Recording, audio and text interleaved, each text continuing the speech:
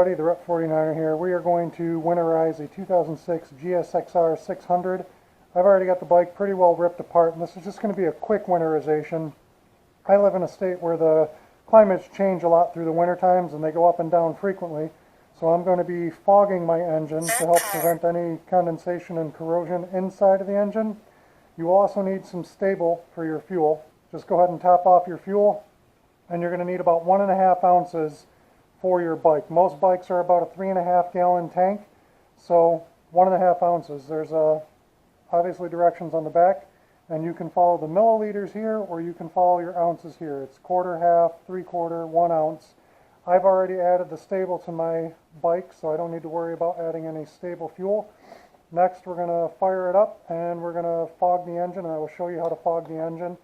You can take the extra step, remove the tank, remove your air filter, and get to your spark plugs.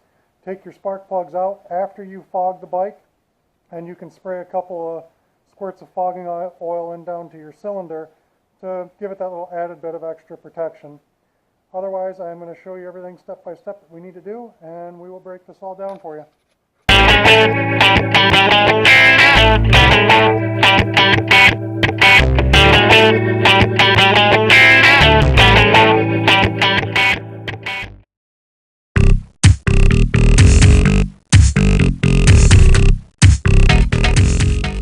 Alright, so we're going to start the fogging process.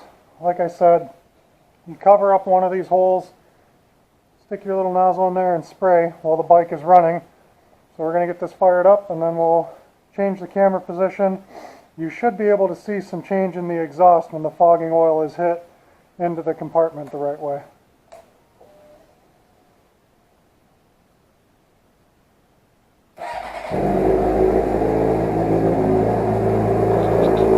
So I'm just going to try to set my camera up here on a little milk crate. Give myself a little platform here. See the exhaust, and you should hear the change. Hopefully you can hear me while the bike's running.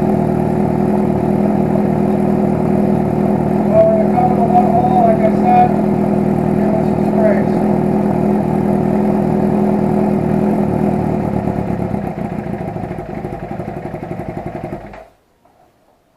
Just like that, the bike fogs out and it dies.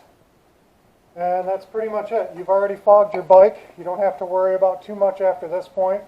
So now we're just going to remove the battery, and the engine is actually fogged at this point.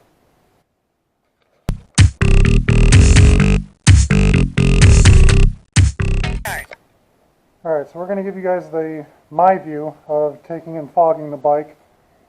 It's not going to hurt anything to start it after you've fogged it.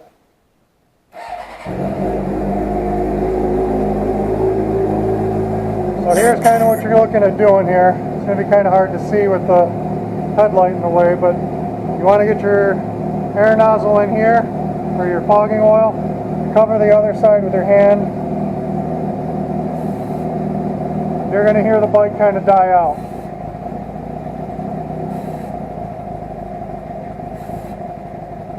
A couple little spritz and sprays, and there it goes. It dies out.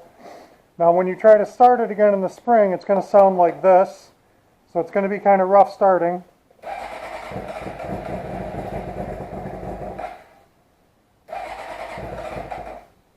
And you can see the exhaust back here has kind of changed color. But as you can see, the bike will start again. We're just going to go ahead and fog it one last time, make sure we're real good in there. I'm going to go through the other side this time.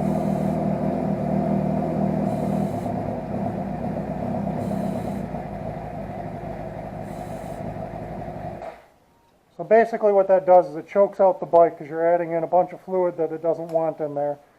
Doesn't hurt the bike. Like I said, it's going to prevent any kind of corrosion that may take place. Like I said, I live in a cold weather climate, so in the wintertime we can get condensation in our motors. We use fogging oil on our boat motors and anything else that's going to sit over the wintertime.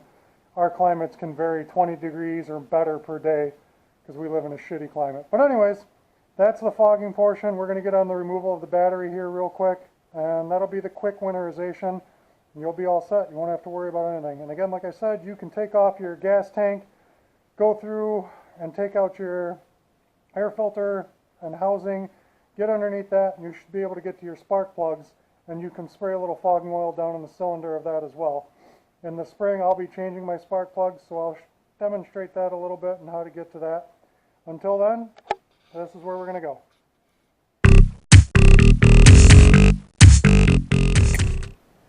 Okay, so we're going to go ahead and remove the battery. If you don't know how to remove the battery, it's not a big deal, but you should learn how to remove your battery. You're going to replace multiple batteries in the future. I like to disconnect the hot side first. As you can see, I've done a little bit of different things with my bike. If you've watched some of my other videos, you will know that these wires that I'm playing with right now are for my LED light kit. Both of those wires are LED light kit wires. So you'll want to make sure that that is out of the way. We are going to just take this battery right out of here. This battery is not that good for me anymore. Anyways, kind of died out throughout the season, so I will be replacing it with a new battery in the spring. But as you can see, we just take off the two screws. That'll get your battery disconnected for you. Remove everything that's in the way. Get it all out of the way for yourself. Just kind of keep track of what wires go where. Move everything out of your way, and there's these little nuts there. Right here on the bottom side, that one kind of moves around. You can go ahead and put that back down in there. When you buy a new battery, they generally come with the new nuts. And then your battery, if it's a bike like mine, it just lifts out. Nice, easy, no problems. At this point, effectively, your bike is quote-unquote winterized. So you just make sure your toggle's off, take your keys out. If you have bike stands, store your bike on bike stands. If not, you can use a piece of carpet, plywood, anything to separate your tires from the concrete, asphalt, pavement. All that stuff dries up your tires, and you don't want that. You want to make sure that you're able to sustain good tires, so you don't have to replace those. They're not very inexpensive usually. Anything else here? Like I said earlier, you could go in and fog your spark plugs, which will be underneath your tank. Otherwise, effectively, this bike is done for the season, and it is ready to go for the spring. We just got to do our normal startup maintenance for the spring, and that's that. Thank you guys for watching. Please like and subscribe. And next video coming up in the spring will be getting the bike going, and also a servo motor delete with a servo buddy. So if you have the FI light or F1 light, whichever you like to call it, you'll probably be able to get rid of that, and I will show you how to tell whether or not your servo motor is bad. Thanks for watching.